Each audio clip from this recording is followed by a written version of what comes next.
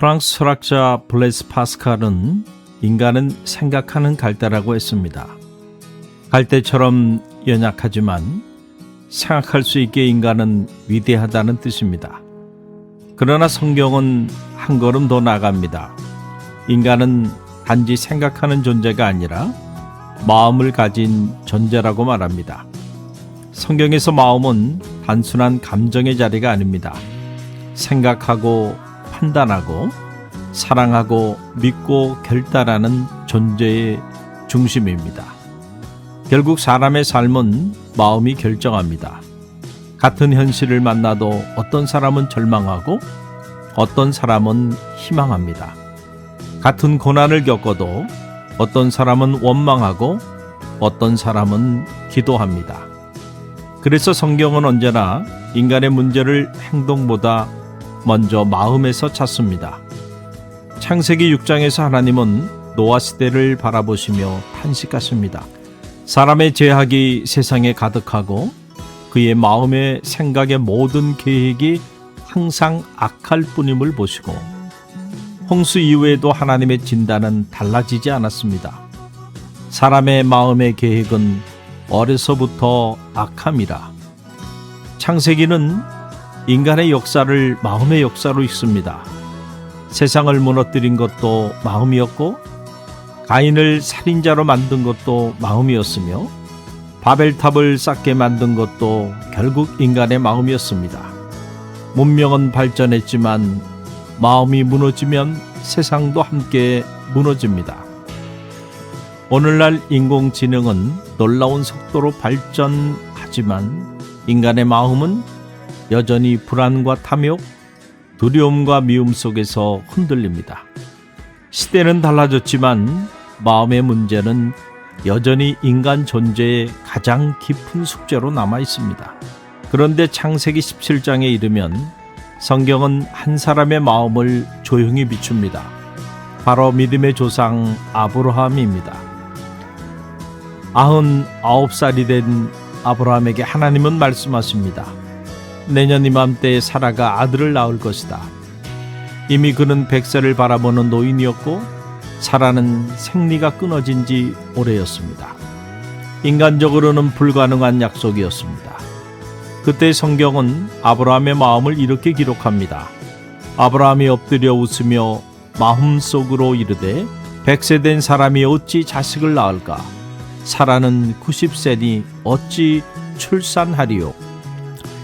여기서 마음속으로는 히브리어 벨리보, 곧 그의 마음 안에서라는 뜻입니다. 흥미로운 것은 하나님께서 아브라함의 입이 아니라 그의 마음을 기록하셨다는 사실입니다. 아브라함은 아무 말도 하지 않았습니다. 그러나 그의 마음은 이미 수많은 계산을 하고 있었습니다. 이 나이에 어떻게? 이제는 너무 늦었다. 정말 가능할까? 그의 웃음은 단순한 기쁨의 웃음이 아니었습니다. 놀라움과 당혹감, 인간적인 계산과 믿음 사이에서 흔들리는 복합적인 웃음이었습니다. 어쩌면 그것은 약속을 믿고 싶은 마음과 현실을 부정할 수 없는 마음이 동시에 만들어낸 웃음이었는지 모릅니다. 덴마크의 철학자 세린 키르케가르는 인간을 가능성과 현실 사이에서 살아가는 존재라고 말했습니다. 우리는 가능성을 꿈꾸지만 현실의 벽 앞에서 쉽게 주저합니다. 믿음도 바로 그 자리에서 시험받습니다. 하나님의 가능성과 인간의 현실이 충돌하는 지점에서 우리의 마음은 흔들리기 시작합니다. 믿음의 조상도 처음부터 완전한 믿음을 가진 사람은 아니었습니다. 그 역시 우리처럼 현실을 계산하는 사람이었습니다. 우리 역시 그렇습니다. 하나님의 약속을 들으면서도 마음속으로 계산합니다. 지금 경제가 이런데 가능할까? 내 나이에 무슨 새로운 일이 일어나겠는가? 우리 자녀가 정말 변할 수 있을까? 우리 교회에 다시 부흥이 올 수 있을까? 입술은 아멘이라고 말하지만 마음은 또 다른 대화를 이어갑니다. 성경은 그 마음을 숨기지 않습니다. 더 흥미로운 것은 그 다음 구절입니다. 아브라함이 하나님께 아뢰되 이스마엘이나 하나님 앞에서 살기를 원하나이다. 왜 갑자기 이스마엘을 말했을까요? 아브라함은 하나님의 약속보다 자신이 이미 손에 쥔 현실을 붙잡고 싶었습니다. 이스마엘은 그의 계획이었고 그의 방법이었으며 그의 노력의 결과였습니다. 독일의 문호 게테는 사람은 자신이 가진 것에 안주할 때 더 이상 성장하지 않는다고 말했습니다. 인간은 이미 손에 쥔 것을 놓지 못합니다. 미지의 약속보다 익숙한 현실을 더 신뢰합니다. 그래서 하나님께서 세계를 열어주시려고 할 때도 우리는 이미 만들어 놓은 이스마엘을 붙잡으려고 합니다. 우리 역시 다르지 않습니다. 하나님의 뜻보다 자신의 계획을, 하나님의 시간보다 자신의 계산을 더 신뢰할 때가 많습니다. 그러나 하나님의 응답은 분명했습니다. 아니라 내 아내 사라가 내게 아들을 낳으리니 그의 이름을 이삭이라 하라. 하나님은 인간의 계산을 따라가지 않으셨습니다. 하나님의 약속은 인간의 가능성 위에 세워지는 것이 아니라 하나님의 신실하심 위에 세워집니다. 여기서 우리는 믿음의 중요한 원리를 배웁니다. 믿음은 의심이 전혀 없는 상태가 아닙니다. 의심이 있음에도 불구하고 하나님의 말씀을 붙드는 것입니다. 아브라함의 마음에는 질문도 있었고 계산도 있었습니다. 그러나 그는 결국 하나님의 약속을 붙들었습니다. 훗날 그는 독자 이삭을 모리아산에 바칠 만큼 하나님을 신뢰하는 사람으로 성장합니다. 처음에는 비웃던 사람이 마침내 순종하는 사람이 된 것입니다. 하나님은 우리의 현재만 보지 않으십니다. 하나님은 우리가 되어갈 미래의 모습을 보십니다. 그래서 하나님은 완성된 사람을 부르시는 것이 아니라 부르신 사람을 완성해 가십니다. 오늘도 하나님은 우리의 마음을 보고 계십니다. 사람들은 우리의 말과 행동을 봅니다. 그러나 하나님은 말하기 전에 생각을 보시고 행동하기 전에 마음을 보십니다.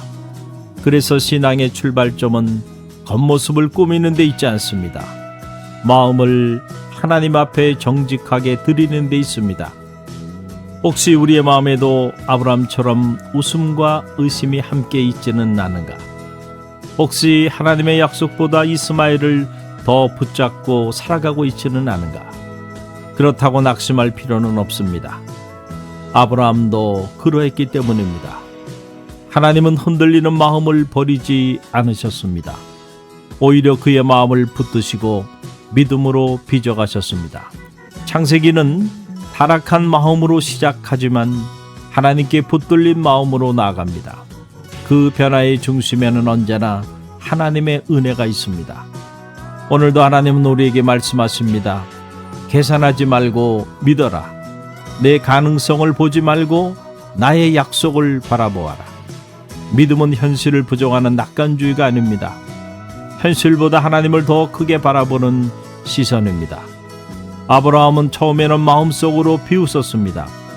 그러나 그 웃음은 결국 믿음의 웃음으로 바뀌었습니다. 이삭이라는 이름 자체가 그가 웃는다는 뜻입니다. 하나님은 인간의 비웃음을 약속의 웃음으로, 의심의 웃음을 은혜의 웃음으로 바꾸시는 분이십니다. 우리의 삶을 변화시키는 것은 환경이 아니라 마음입니다. 그리고 그 마음을 변화시키는 것은 인간의 의지가 아니라 하나님의 말씀입니다. 오늘도 하나님은 말씀을 통해서 우리 비웃는 마음을 믿는 마음으로, 흔들리는 마음을 신뢰하는 마음으로, 다친 마음을 희망하는 마음으로 새롭게 하십니다. 그러니까 아브라함도 몰랐단 말이야. 어떻게 될지, 무슨 일이 일어날지 두려웠어. 그렇지만은 믿음으로 하나님의 가능성, 하나님의 미래를 바라보고 나아간 거지. 그랬을 때 자기의 현실을 뚫고 새로운 미래의 문이 열린 거잖아. 그래서 이 키르케가르에게 있어서 믿음이라고 하는 것은 하나님과의 우리의 관계를 회복할 뿐만 아니고 미래의 가능성의 문을 여는 거고 절망의 어두운 그림자를 몰아내는 강력한 힘이 돼.